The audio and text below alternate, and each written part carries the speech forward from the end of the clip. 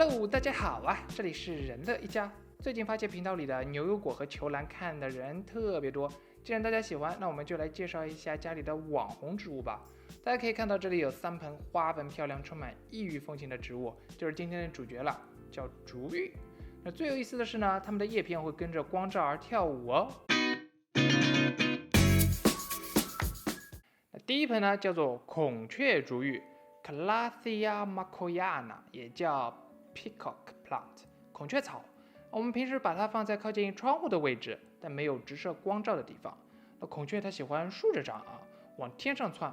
那中间的叶片是长得最高的，两边的叶片会逐次降低，就像孔雀的羽毛开屏一般。那新叶呢是细长的卷起来的这个圆柱体，那窜出来之后呢，它会慢慢张开。那新长的叶子是这样油光嫩亮的，老叶子呢是哑光浓绿的。这个背面我来给大家看一下啊，这个背面是紫红色的，这个绿和红有一点撞色效果，这背面的这个紫也是很漂亮、很艳丽的啊。它来到我们家时呢，也只有零星的3-4片叶子，那还不如巴掌大小。因为迷你植物区啊，所有的嫩苗都只有1欧元，最便宜。那现在呢，被我们移栽到了这个拉鸠扎的懒人花盆里啊，要保证它有充足的水分嘛，毕竟是雨林植物。一般而言呢，它也不会浇水过度而淹死。那我们之前的视频里面提到过许多次拉鸠扎这个懒人花盆。那在开箱翻车率这么高的人乐一家的频道呢，拉鸠扎不仅没翻车，还回购了好几次。那以后我们可以多介绍介绍。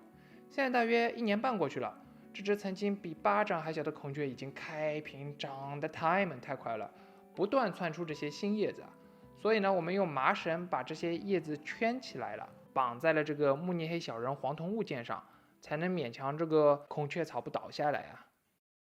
第二盆呢是这个红豹羽纹竹啊 ，Maranta loiconoira。那乐乐给它起名叫做毒蛇，这颜色是相当艳丽啊。天鹅绒光泽的绿叶上面有红色条纹，就像血管一样，让人联想到有毒有攻击性的蛇，所以取名毒蛇。那实际上这盆植物是完全没有毒的啊。我们呢也给它配了一个这个粉红色的花盆来匹配这个娇艳的红色脉络。那毒蛇呢，大家可以看到它喜欢横着长啊，这个都长到侧面来了。之前呢还开过一些粉色的小花。那刚来我们家时呢，我们把它放在楼梯下面。我们以为作为雨林深处的植物可以在暗处生长嘛，然而日照过度不足，叶子逐渐萎靡不振了，所以我们现在移到了楼梯上，接受天窗的间接光照，健康了好多呢。因为毒蛇喜欢横向生长，大家看到它自己的叶柄已经撑不住自己的叶片了，所以呢，可以看到我这里又给它加了一个鹿角啊，又加了一个英国士兵啊，给它架在这里。那最近呢，我们发现它长出了秃点啊，在这里，应该是气生根吧，所以我打算把它剪下来，然后呢繁殖培育，顺便再把路上捡的树枝把这些叶子都撑起来，不用这个鹿角和小士兵撑着了。那第3盆呢是彩虹竹芋，学名叫做 Calathea horsoptica， 大概是这么念的吧，爱怎么念怎么念吧，这名字实在太多了。还有叫 Calathea medalio， 这个竹芋呢，它叶子边缘有一圈白色的银白色环形斑纹啊，就像一条彩虹一样，所以名字叫彩虹竹芋。但我觉得这名字起的不是很好，这花纹更像火焰一般，又是白的，那还不如叫白日焰火呢。你看过这个电影吗？就是廖凡、桂纶镁演的，讲的是一个警察。那之前呢，这个竹芋放在朝南的窗户边，阳光直射，然后就有点顶不住了，叶子都烧焦了好几片。那现在呢，我们就把它放到另一边和龟背竹一起，避免暴晒。那长势现在还不错，刚买的时候也就小小几片叶子，花了1欧元买的，现在新叶子很大啊。那这个竹芋呢，它有红色版本的，环形斑纹是红色的，很特别的好看，就像打翻了红酒给植物上了色。这些植物呢，主要产地为巴西，大部分来自南美洲的热带雨林，它们是竹芋科 Marantacea 常绿草本植物。这个科内呢，大约有30个属：肖竹芋属 Calathea、竹芋属 Maranta 和中叶属 Phunium。这些植物呢，均是较为常见的。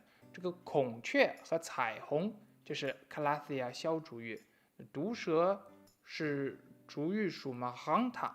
竹芋属的学名呢，实际上得名于16世纪这个意大利那不勒斯王国的一个物理学家和植物学家，它叫巴特罗密欧马兰塔，巴特罗密欧马兰塔。那这个照片呢是在 Instagram 上找到的各种叶片斑纹的合集，链接留在评论区，有兴趣的朋友可以戳进去看看哦。那这个竹芋呢，喜欢半阴和温暖多湿的环境，多浇点水没事，淹不死。那暴晒的话呢，就离死翘翘不远了。你问我为什么？因为我已经试过了。充足而柔和的间接光照，空气清新湿润是最好不过的啦，所以适合室内种植嘛。但也不能过于阴蔽，不然离死翘翘也不远了。你又问我为什么？因为我又试过。那我们家的温度呢，保持在18到25度之间。我们人类感到舒适的温度呢，竹芋们也是很喜欢的。那它们的叶片为什么会跳舞呢？那竹芋科植物在叶身与叶柄相连之处有个像关节一般的叶枕，就像这个位置啊，这里像有个小关节一样。那这个叶枕内有储水细胞，那当这些细胞充水的时候呢，叶片就会立起来。那当这个细胞里面不充水的时候呢，叶片便会垂下张开，和那个什么是一样的。那到了晚上的时候呢，这个储水细胞就会充满水分，让叶片尽可能的会立起来。那第二天早上呢，这个叶片又再张开去吸收阳光。那这个就算是竹芋科植物的特征了。那这个特征是怎么进化出来的呢？竹芋科植物呢，大多数是长在热带雨林下层的位置，落到这么底层的阳光和营养都是不多的。在资源短缺之下呢，叶枕的这个机制能改变叶片的方向，来追随洒落在雨林底下的阳光，来增加进行光合作用的机会。当阳光太过猛烈的时候呢，又可以将浅色的叶背露出来，去反射更多的阳光。这便是它们在严苛环境之下的求生之道。今天的视频就到这里啦，喜欢的朋友记得订阅、点赞、分享，还有留言加弹幕。我们下周五再见 ，Goodbye。现在我要修它了，这个地方它是长了凸点的，咔嚓就剪掉了。可以看到这里凸点能看见吗？这里放进水之后，它应该是会生出根来的。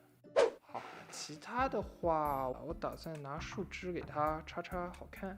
从外面捡来的这个树枝啊，用力往里面插呀。OK， 哎，这是之前在下面支撑的鹿角啊。OK，